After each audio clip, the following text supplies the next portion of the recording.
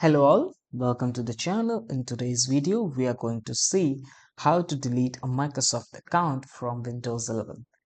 First, you need to go to the Start button in your taskbar, click on that. After clicking on that, you have to go to Settings, click on Settings. In Settings, you have to go to the Accounts, click on Accounts. After going to Accounts, you can see your info. Click on your info and you can see that you are logged in account. Here you have to go to the sign in with a local account instead. Click on that. After clicking on that, you can see skip this step.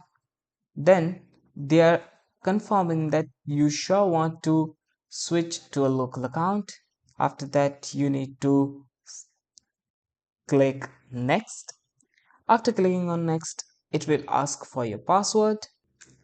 After that, type the password and press OK. After doing that, you need to add the details of the local accounts. For now, we are adding it. As you can see, we have entered the details.